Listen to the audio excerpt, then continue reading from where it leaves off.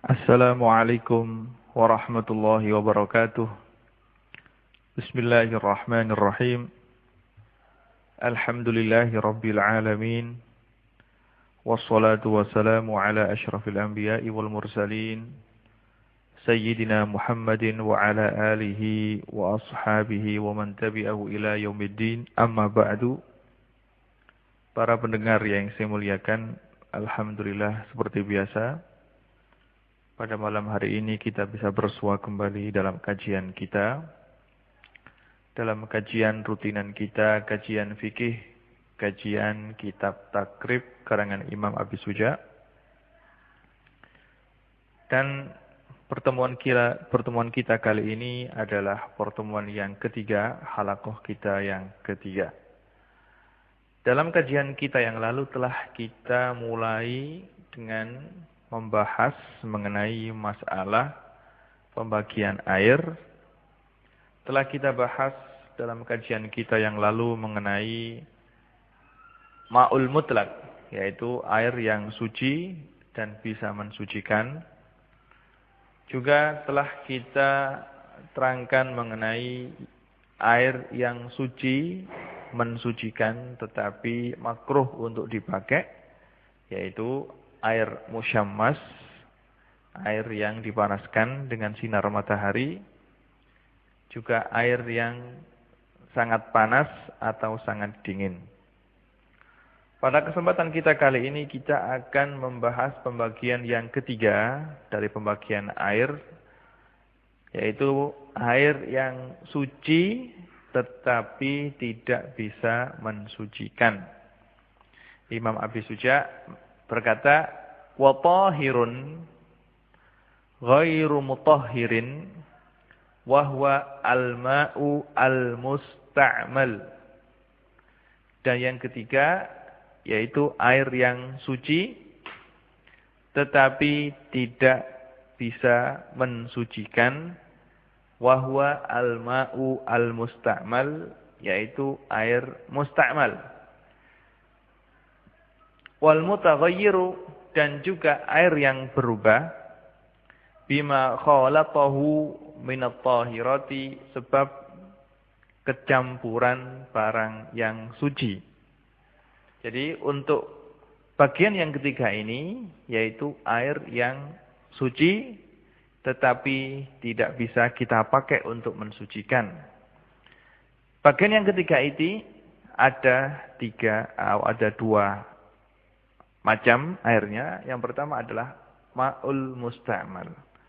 Kalau diartikan dalam bahasa Indonesia adalah air yang telah dipakai. Baik dipakai untuk menghilangkan hadas, untuk wudu, atau untuk mandi, atau dipakai untuk izalatun najis, untuk menghilangkan sesuatu yang najis. Air musta'mal dihukumi suci, dalilnya adalah hadis.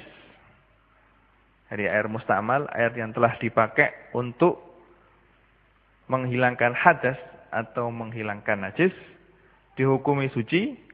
Dalilnya adalah hadis yang diriwayatkan oleh Imam Bukhari dan Imam Muslim dari sahabat Jabir bin Abdullah radhiyallahu anhuma, qala Ja'a Rasulullah sallallahu alaihi wasallam ya'uduni wa ana maridun la aqilu fatawadda'a wa sabba min wudu'ihi alayya.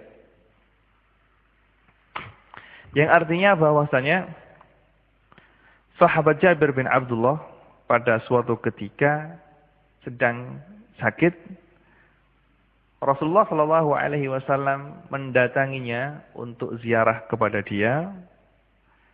Ketika itu dia dalam keadaan tidak sadar. Rasulullah sallallahu alaihi wasallam telah wudu, kemudian air yang ada di muka beliau, bekas wudu tersebut, diusapkan di wajah sahabat Jabir.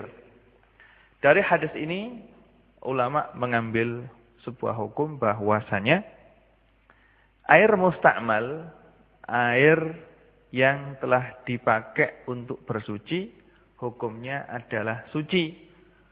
Karena apa? Seandainya air yang telah terpakai tadi hukumnya tidak suci, maka tidak mungkin air tersebut oleh Rasulullah SAW diusapkan ke wajah Sayyidina Jabir radhiyallahu anhu.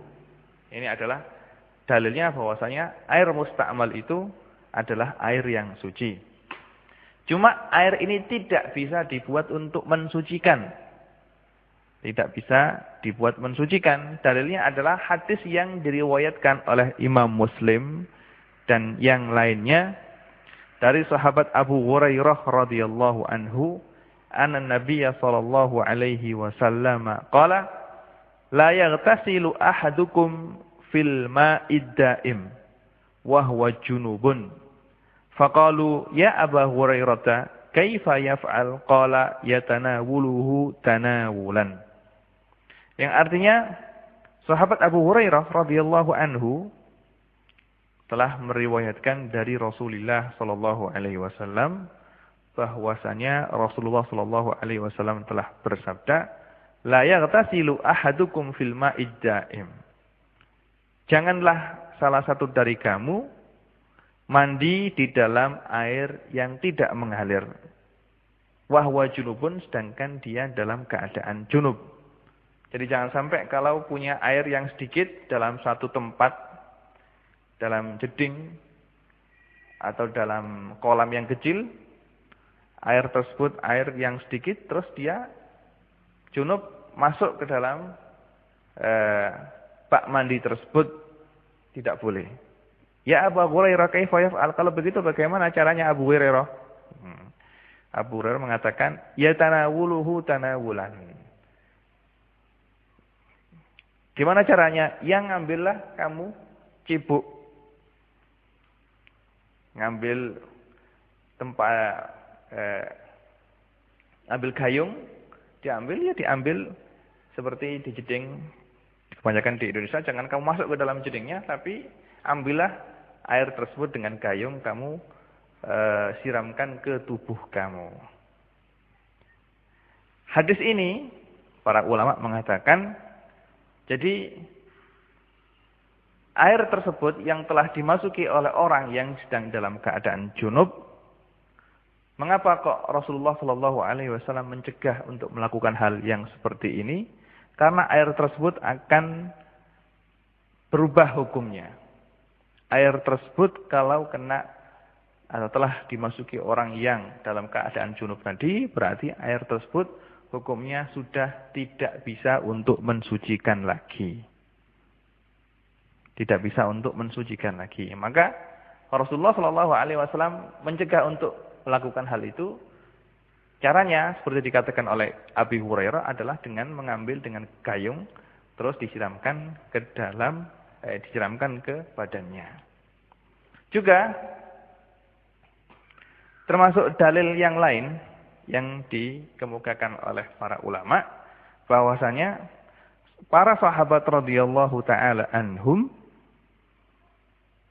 ketika mereka bepergian dan berperang, mereka tidak pernah memakai air yang telah mereka pakai untuk mereka pakai kedua kali. Padahal mereka ketika itu sangat butuh sekali kepada air.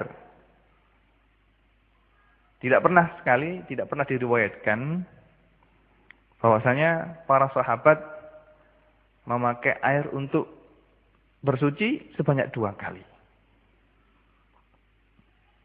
Nah, maka dari itu para ulama mengatakan air sedikit yang telah dipakai untuk toharoh atau untuk bersuci tidak boleh dipakai lagi. Karena apa? Karena para sahabat ketika dalam keadaan berperang atau dalam keadaan bepergian, dan dulu pada zaman dulu di daerah Arab ini sangat kekurangan air sekali, mereka tidak pernah memakai air itu untuk bersuci atau untuk wudhu kedua kalinya. Padahal mereka sangat butuh.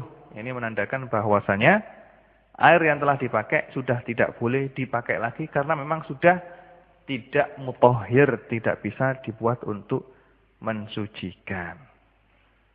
Ini adalah dalil yang mengatakan bahwasanya air mustakmal suci tetapi tidak boleh dipakai untuk mensucikan. Suci karena hadis yang diriwayatkan oleh Imam Bukhari dan Imam Muslim tadi bahwasanya Rasulullah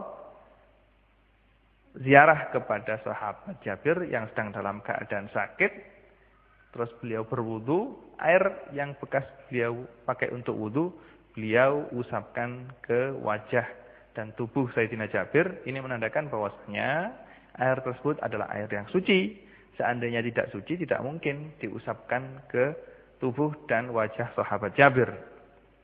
Yang kedua, air tersebut tidak boleh dipakai lagi karena sudah tidak mensucikan. Dalilnya adalah hadis Abu Hurairah yang barusan kita terangkan.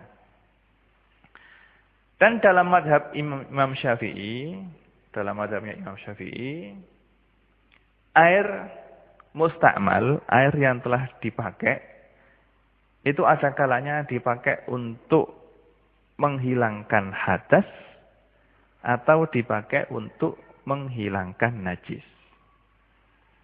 Air yang telah dipakai untuk menghilangkan hadas itu hukumnya menjadi air mustakmal, air yang suci, tapi tidak bisa dipakai untuk bersuci. Itu kalau air tersebut air sedikit.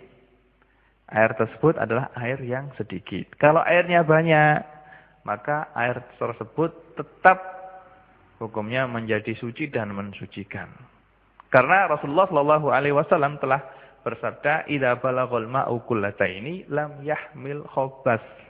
Jika air banyak telah mencapai ukuran 2 kulah, maka air tersebut tidak akan bisa terpengaruhi oleh najis. Kalau air tersebut sedikit, maka akan terpengaruhi.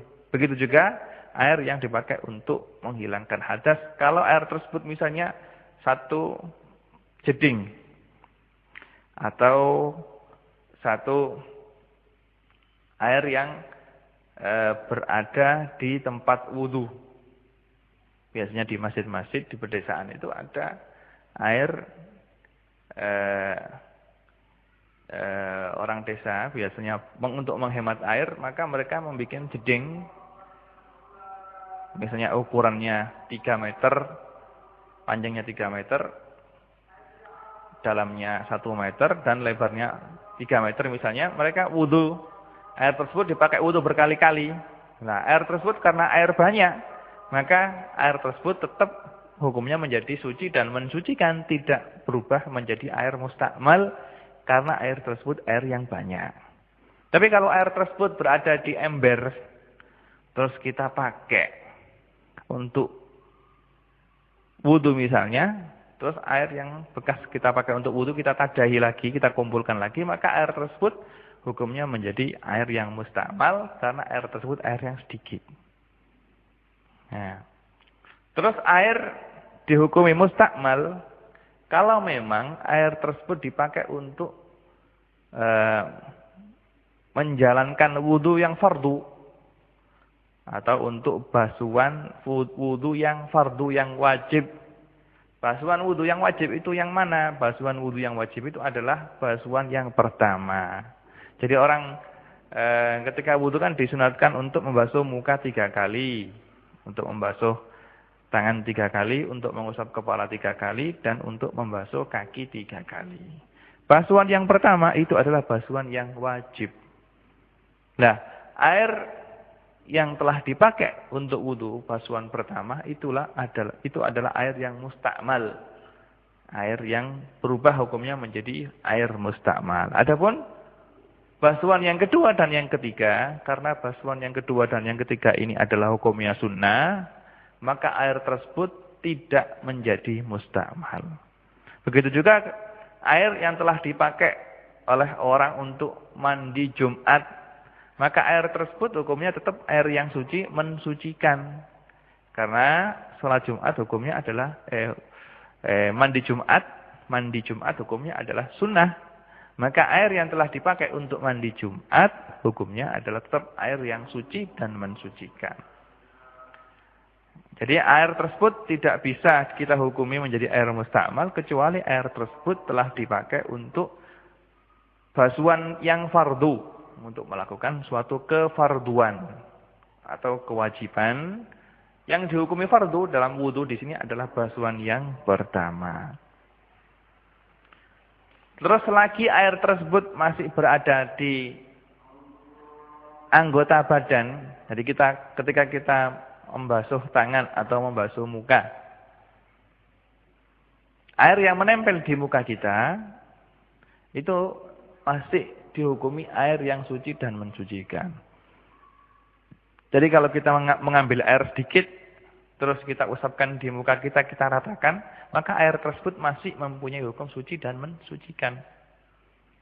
Nah, tapi kalau air tersebut sudah jatuh dari wajah kita, maka air tersebut dihukumi air yang mustakmal.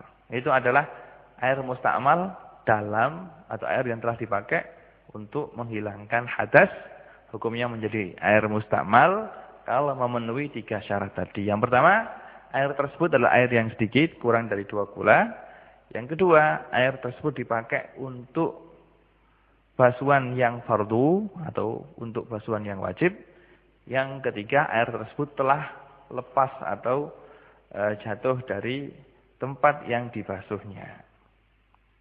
Adapun air yang mustakmal, air yang telah dipakai untuk menghilangkan najis, yang dihukumi mustakmal, air tersebut jika air tersebut sedikit, dan air tersebut adalah air yang mendatangi kepada najis. Jadi kalau kita misalnya mau mencuci baju yang kena najis, sedangkan air yang kita miliki, yang kita sediakan cuma air 1 ember, air sedikit, maka caranya adalah jangan sampai baju yang najis itu langsung kita masukkan ke dalam ember. Kalau baju yang najis tersebut langsung kita masukkan ke dalam ember, maka air dalam ember semuanya hukumnya menjadi najis. Hukumnya menjadi najis. Tapi kita ambil gayung, terus kita ambil air dengan gayung, terus kita siramkan air tersebut sedikit demi sedikit ke baju yang terkena najis lagi, terus kita kucek sampai hilang najisnya. Ya. Kalau air yang telah kita pakai tersebut adalah kalau air yang telah kita pakai untuk mencuci baju tadi yang kena najis itu air yang tidak tambah beratnya. Misalnya air tersebut 1 timba tadi itu kira-kira misalnya 1 timba beratnya ada 5 kilo misalnya, atau 5 liter. Ya. Setelah kita ambil dengan gayung, terus kita siramkan ke atas air, ke pakaian yang najis tadi, terus kita kucek. Kalau kita ambil lagi, kita tadai air yang telah kita pakai untuk mencuci tadi itu, air tersebut tidak berubah. Terus baju yang kita cuci telah suci, tidak ada najisnya lagi. Terus dan air yang bekas kita pakai tadi itu tidak bertambah beratnya, maka air tersebut dihukumi air yang mustakmal, air suci tetapi tidak mensucikan. Jika air tersebut berubah, misalnya air yang telah kita pakai untuk mencuci pakaian tadi itu warnanya berubah menjadi hitam atau baunya menjadi bau pesing karena kena kencing yang telah dibasuh tadi, maka air tersebut hukumnya najis. Ini adalah mengenai air mustakmal. Ringkasnya, air mustakmal adalah air yang telah dipakai untuk membersihkan najis atau menghilangkan hadas. Air tersebut hukumnya suci, tapi tidak mensucikan. Dalilnya telah kita sebutkan tadi. Tapi air tersebut dihukumi suci dan tidak mensucikan kalau memenuhi syarat-syarat yang telah saya sebutkan tadi. Syarat yang pertama adalah untuk air yang telah dipakai membersihkan najis, untuk mengangkat hadas atau untuk menghilangkan hadas, air tersebut adalah air yang sedikit, dikecualikan kalau air tersebut air banyak, maka tidak jadi mustakmal. Terus air tersebut dipakai untuk basuhan yang fardu. Terus yang ketiga adalah air tersebut telah terpisah atau terlepas dari bagian yang dibasuh. Untuk air yang telah dipakai untuk membersihkan najis, air tersebut dihukumi mustakmal, suci tapi tidak mensucikan, kalau memang air tersebut adalah air yang sedikit dipakai untuk membersihkan najis, dan air tersebut yang mendatangi kepada najisnya, bukan baju dimasukkan ke dalam timba, maka timbanya yang akan, air setimba akan najis semuanya, tapi air tersebut kita tuangkan ke dalam, kita tuangkan ke atas baju yang akan kita basuh, atau yang kita cuci. Air tersebut tidak berubah dan tidak bertambah beratnya. Kalau sudah memenuhi syarat-syarat ini, maka air tersebut hukumnya mustakmal. Hukumnya mustakmal. Di sini memang saya ingatkan banyak orang yang lupa dan orang tidak ngerti mengenai cara mencuci pakaian yang najis. Bila kita mempunyai air sedikit satu timba, maka jangan sampai terus airnya atau pakaiannya yang najis tersebut kita masukkan ke dalam air yang ada di timba tersebut. Nanti air setimba akan hukumnya menjadi najis semua. Caranya seperti yang saya sebutkan tadi. Kita siramkan airnya ke dalam, ke atas atau ke baju yang mau kita cuci, terus kita kucek. Jangan kok bajunya yang kita masukkan ke dalam timba yang ada airnya. Itu kalau memang timbanya, air di dalam timba itu sedikit. Tapi kalau airnya itu banyak, air satu kolam misalnya lebih dari 2 kolam, maka tidak apa-apa. Tapi kalau airnya sedikit, maka airnya akan menjadi najis. Dan ini adalah pendapat yang muktamad dalam fikih Syafi'i. Di sana ada yang mengatakan tidak apa-apa seandainya barang yang najis tadi itu, baju yang najis tadi itu dimasukkan ke dalam timba yang ada airnya. Tidak ada perbedaan antara airnya dituangkan atau pakaian yang najis kita masukkan ke dalam timba. Dan ini adalah pendapatnya Imam Ghazali. Imam Ghazali mengatakan tidak ada perbedaan antara airnya yang mendatangi najis atau najisnya yang mendatangi air. Dan juga pendapat ini dinukil dari seorang ulama dari Yaman namanya Ibnu Ujail, mengatakan seperti apa yang dikatakan Imam Ghazali. Maka di sini ada fushah, ada banyak keluasan dalam masalah mencuci baju yang najis ini. Terus yang kedua, termasuk air yang suci tetapi tidak bisa kita pakai untuk bersuci adalah wal mutaghayyiru, dan air yang berubah bima khalatahu minat thahirati, sebab tercampur dengan barang yang suci. Campur dengan barang yang suci. Air yang berubah karena kecampuran barang yang suci ini, hukumnya menjadi suci, tetapi hukumnya tetap suci, tapi tidak bisa dipakai untuk mensucikan. Kalau memang, sebagaimana disebutkan oleh para ahli fikih, kalau memang barang yang mencampuri air tersebut adalah barang yang suci. Syaratnya adalah yang pertama, seperti yang disebutkan oleh Imam Abi Suja, barang tersebut adalah barang yang suci, tohir. Terus barang tersebut merubah air tersebut, menjadikan air tersebut berubah dengan berubah yang banyak. Seperti apa? Seperti kalau kita punya air, terus kita kasih kopi, atau kita kasih teh misalnya. Maka air tersebut akan berubah. Yang tadi air putih, sekarang kalau kena teh berarti menjadi air teh. Berarti air tersebut tetap suci, boleh kita minum, tapi tidak boleh kita pakai untuk wudu karena tidak mensucikan lagi. Jadi air yang kemasukan barang yang suci, yang hukumnya berubah menjadi tidak bisa mensucikan, itu kalau yang mencampuri air tersebut adalah hal yang suci, barang yang suci. Yang kedua adalah taghayyara taghayyuran katsiran. Air tersebut sebab kecampuran barang tadi berubah bentuknya. Seperti kalau kita punya air, kita masuki teh atau kita masuki kopi, maka air tersebut karena kena kopi maka berubah. Berubah, dan berubahnya ini berubah yang banyak. Sehingga setiap orang yang melihat air tersebut tidak mengatakan itu air putih lagi, tapi mengatakan air kopi sudah mempunyai nama lain. Ini taghayyuran katsiran. Yang ketiga, barang yang mencampuri air tadi adalah tergolong barang mukhalid. Mukhalid itu apa? Mukhalid itu kalau sudah bercampur dengan air, tidak bisa kita ambil lagi. Tidak bisa kita lepaskan dari air. Kalau air sudah kita kasih teh, maka ya sudah berubah menjadi air teh. Dan tehnya tidak bisa kita ambil lagi dari air tersebut. Begitu juga kopi. Tidak bisa kita ambil lagi kopinya dari air tersebut. Dikecualikan kalau memang yang mencampuri air tadi bukan mukhalid tapi mujawir. Maksudnya mujawir itu bisa kita lepas dari air.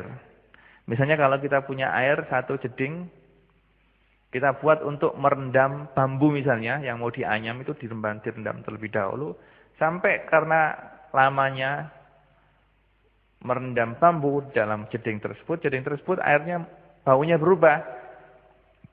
Maka berubahnya air tersebut karena sebab adanya bambu yang ada di dalamnya, itu tetap tidak merubah status air tersebut. Air tersebut masih tetap suci dan mensucikan. Karena yang mencampuri air tersebut adalah bambu, yang mana status daripada bambu ini masih tergolong sebagai mujawir. Bisa kita ambil dari air. Jadi dan dikecualikan lagi kalau yang mencampuri barang tadi, air tadi adalah sesuatu yang najis, bukan sesuatu yang suci, maka air tersebut hukumnya akan kita terangkan. Juga syarat yang lain, yastaghni anhul ma. Barang yang mencampuri air tadi adalah barang yang tidak dibutuhkan oleh air.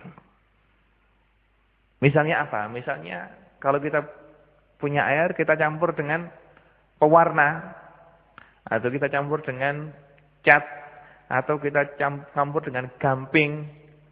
Air tidak membutuhkan gamping, dan air tidak membutuhkan pewarna, air tidak membutuhkan kopi. Nah, maka hal-hal tersebut, kalau mencampuri air, maka air tersebut akan menjadi tetap suci, tetapi tidak bisa dipakai untuk mensucikan. Dikecualikan kalau memang hal tersebut tidak bisa dihindari oleh air. Misalnya, air bercampur dengan lumpur yang ada di dasar air tersebut. Karena lumpur yang ada di dasar air tersebut banyak, sehingga dengan adanya lumpur tersebut, airnya baunya menjadi berubah. Maka air tersebut masih suci dan mensucikan. Begitu juga kalau misalnya air tersebut kecampuran tukhlub, kecampuran lumut misalnya. Jeding bak mandi, banyak lumutnya, sehingga baunya berubah, atau warnanya berubah. Maka air yang berubah karena sebab lumut tadi itu masih dihukumi suci dan mensucikan. Karena lumut itu tidak bisa dipisahkan dengan air dan sulit untuk kita pisahkan dengan air. Begitu juga kalau misalnya air sungai itu berubah karena sangat banyaknya eceng gondok misalnya. Maka air tersebut hukumnya masih suci dan mensucikan. Karena eceng gondok itu adalah memang tumbuhan yang tidak bisa kita pisahkan dari air. Begitu juga kalau air yang berubah karena banyak ganggangnya, maka air tersebut tetap suci dan mensucikan. Atau air yang berubah sifatnya, baunya berubah misalnya karena terlalu lama. Misalnya kita punya air 1 ember, 1 timba, kita diamkan selama 2 bulan, 3 bulan. Otomatis air tersebut berubah baunya. Berubah baunya tersebut karena tidak ada sesuatu yang mencampuri, karena memang terlalu lama dalam timba tersebut, maka hukumnya masih air yang suci dan mensucikan. Jadi ringkasnya, air yang tercampur dengan barang yang suci, kalau barang tersebut masuk dalam kategori mukhalid, kalau masuk dalam air tidak bisa kita ambil lagi, seperti teh, kopi, gula misalnya, dan berubah, menjadikan air tersebut berubah, maka air tersebut dihukumi tetap suci tapi tidak boleh kita pakai untuk bersuci. seperti teh, kopi, air jus, semuanya itu adalah air yang suci tapi tidak mensucikan. Kemudian bagian yang keempat dari bagian air ini adalah ma'un mutanajjis.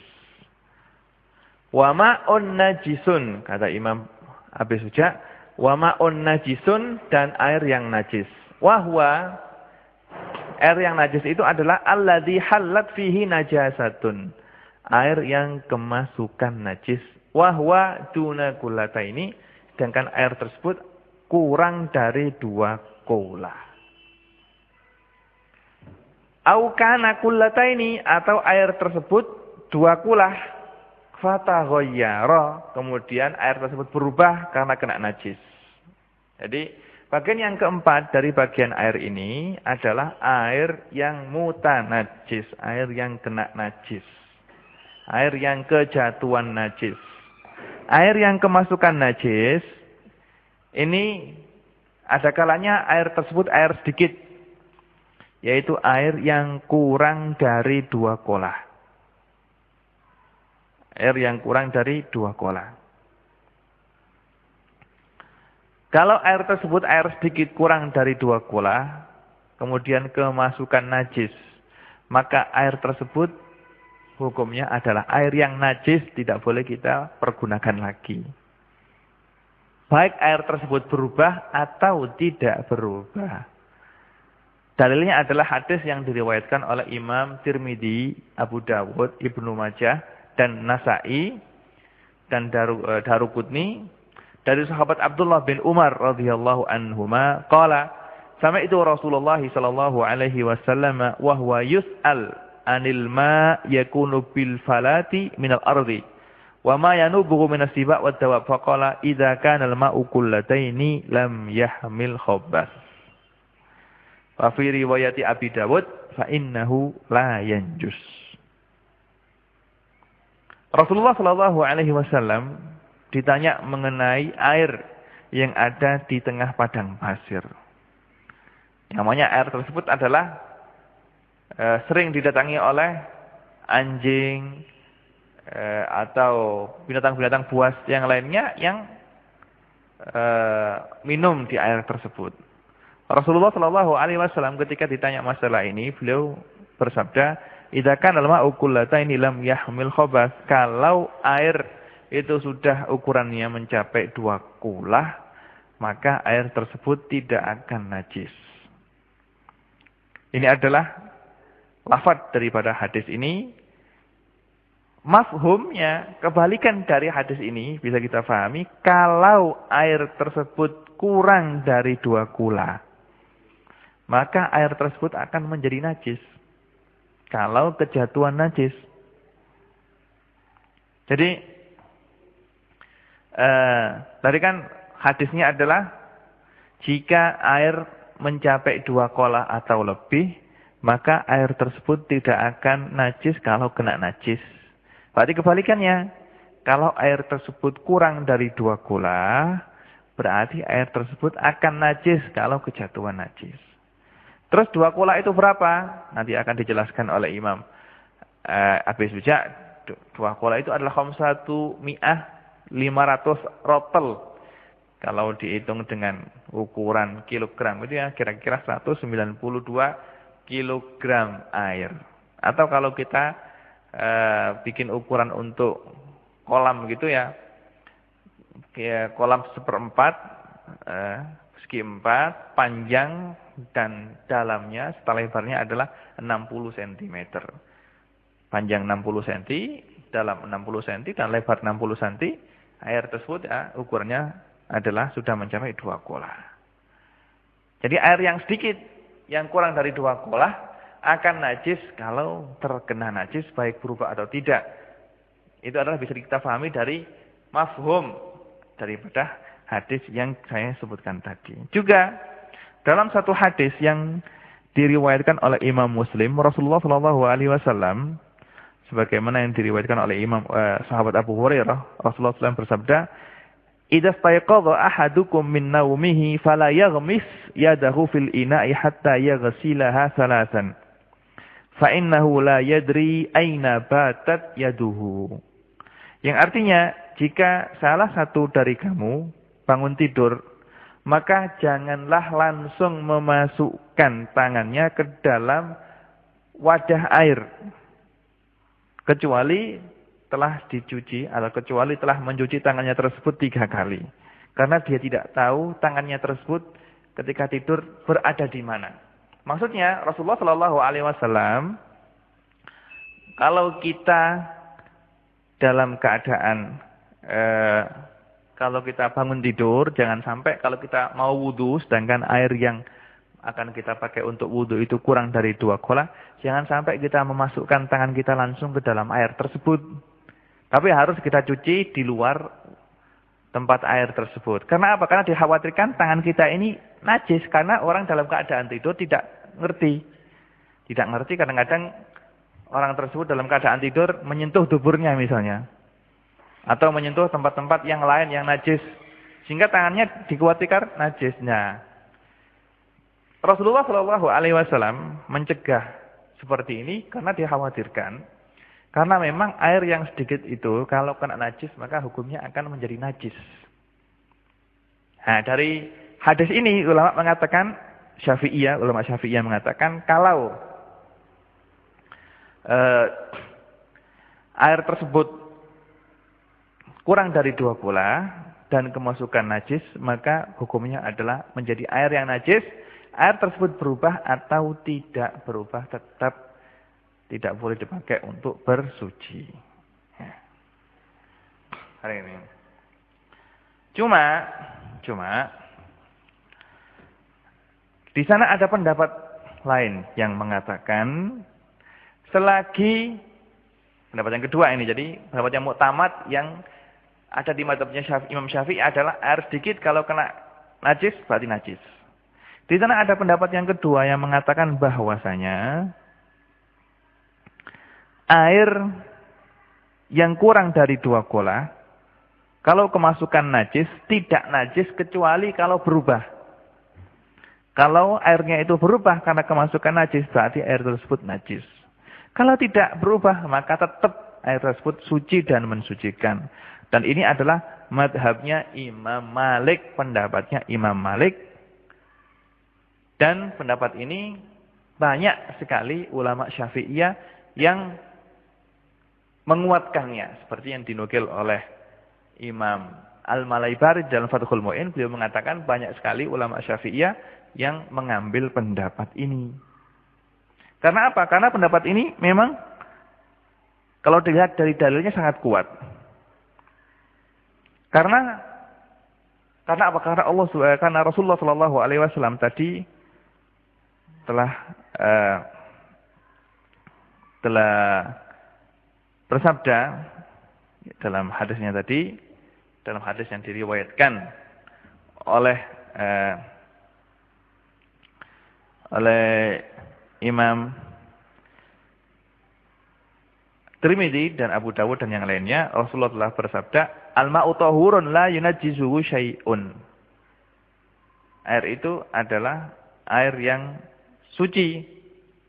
La yunajjizuhu syai'un, tidak akan menjadi najis karena terkena sesuatu. Illa ma ghayyara ta'muhu aw rihuhu, kecuali kalau berubah rasanya dan warnanya atau baunya. Jadi dari hadis ini bisa kita ambil bahwasanya air tersebut selagi tidak berubah maka tetap suci. Dan hadis ini dilalahnya adalah dilalah mantuk. Nah, ini kita bisa memahami hadis ini dari lafaz itu sendiri. Tapi kalau hadis yang dipakai pegangan oleh ulama Syafi'iyah yang mengatakan idza balaghal ma'u kullayatan lam yahmil khabas, itu mafhumnya kalau kurang dari 2 kolah berarti bisa najis, kena najis. Berubah atau tidak?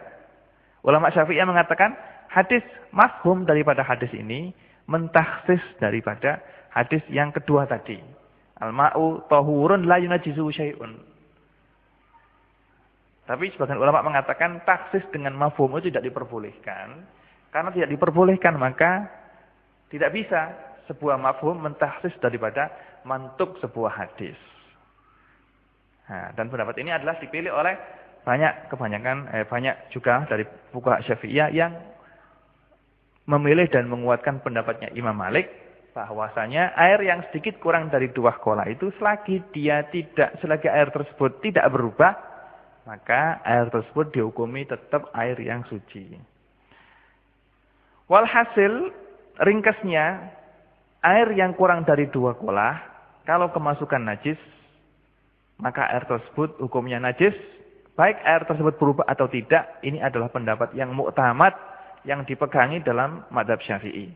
Pendapat yang kedua, air yang kurang dari 2 kolah kalau kemasukan najis, maka air tersebut tidak najis kalau tidak berubah. Kalau berubah berarti najis. Dan pendapat ini adalah pendapatnya Imam Malik yang dikuatkan dan dipilih oleh banyak sekali ulama Syafi'iyah, termasuk yang memilihnya adalah Imam Rawiyani Sahibul Bahar. Dan dikuatkan juga oleh Imam Abu Bakar Al-Khisni dalam kitabnya Kifayatul Akhyar. Au kana kullataini fataghayyara, atau air tersebut air 2 kolah kemudian berubah karena kena najis.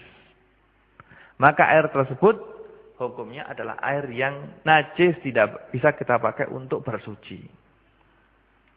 Kalau ada air 2 kolah, kemasukan najis terus berubah, salah satu sifatnya, warnanya berubah, atau baunya berubah, atau rasanya berubah, berarti air tersebut air yang najis.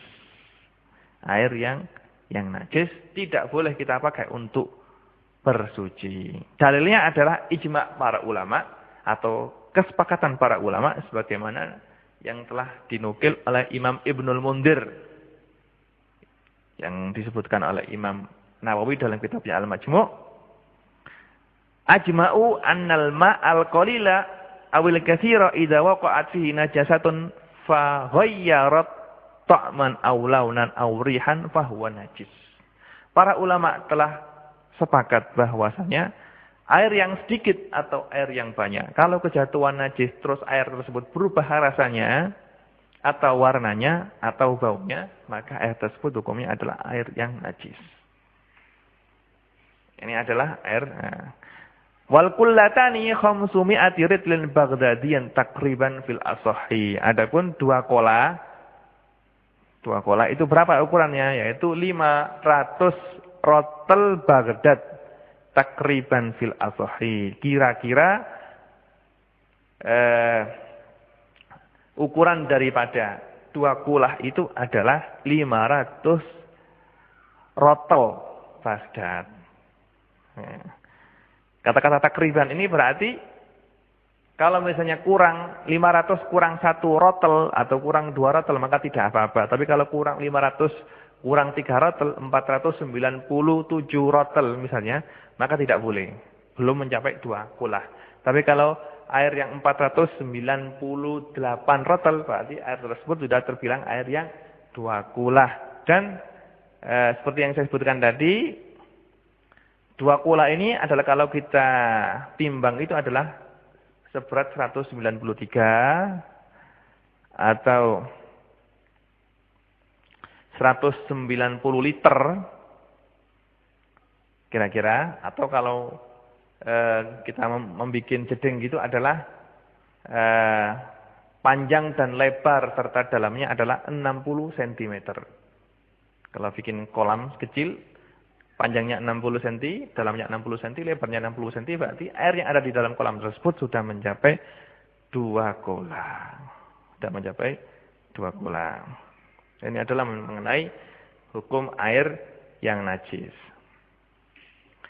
Sebelum saya akhiri kajian kita pada malam hari ini, di sini ada pertanyaan dari Mas Fauzi yang bunyinya, bagaimana hukumnya air yang dicampur dengan detol?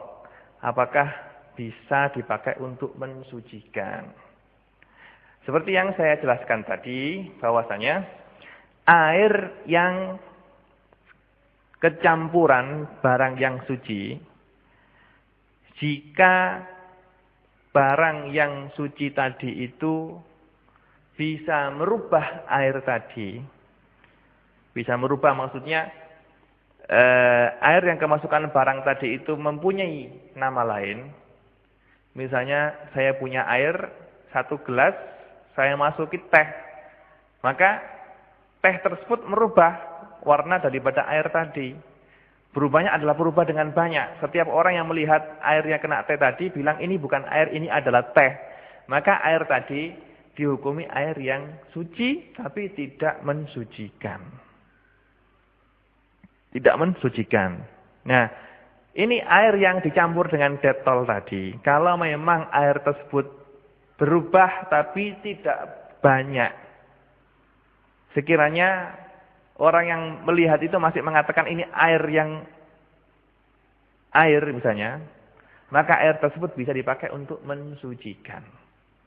Kalau memang air yang dicampur dengan detol tadi tidak berubah, atau berubah tapi berubah dengan berubah sedikit, tidak banyak berubahnya. Dalilnya adalah hadis sebagaimana disebutkan oleh Imam Ibnu Hajar di kitabnya Talkhisul Khabir. Beliau mengatakan bahwasanya suatu ketika Rasulullah Shallallahu alaihi wasallam mandi bersama istri beliau Sayyidah Ummu Salamah radhiyallahu anha. Mandi bersama, airnya itu wadah tempat air atau timba yang dipakai untuk mandi oleh Rasulullah itu bekas dipakai untuk mengadoni roti oleh Sayyidina Ummu Salamah. Imam Ibnu Hajar mengatakan timba yang dipakai bekas mengadoni, bikin adonan roti itu, karena adonan tersebut tidak sampai merubah air yang ada di dalamnya, jadi timba tersebut habis dipakai mengadoni untuk membuat roti, dibuat adonan roti, belum dicuci langsung dikasih air terus dipakai mandi sama Rasulullah Shallallahu alaihi wasallam bersama dengan Sayyidina Ummu Salamah. Ibnu Hajar mengatakan bahwasanya air yang ada di timba tersebut tidak berubah. Tidak berubah karena memang adonan tersebut sedikit sehingga adonan tadi tidak merubah sifat-sifat air yang ada. Kalau memang detol tadi yang dimasukkan ke dalam air itu sedikit, cuma sedikit sehingga tidak merubah sifat-sifat air yang ada, maka air yang kena detol tadi masih bisa dipakai untuk suci, untuk bersuci, dihukumi air yang suci dan mensucikan. Nah, kiranya cukup sekian kajian yang bisa kita kaji pada malam hari ini. Mudah-mudahan apa yang telah kita kaji selalu diberkati oleh Allah Subhanahu wa taala. Mudah-mudahan apa yang telah kita kaji bisa kita amalkan dalam kehidupan kita sehari-harinya. Nas'alullah Subhanahu wa taala ayyaj'ala ilmana hujjatan lana la hujjatan alaina.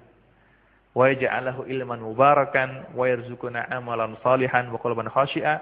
Wa sallallahu ala sayyidina Muhammadin wa ala alihi wa sahbihi wasallam. Subhana rabbika rabbil izzati amma yasifun. Wa salamun al mursalin walhamdulillahi rabbil alamin. Wassalamualaikum warahmatullahi wabarakatuh.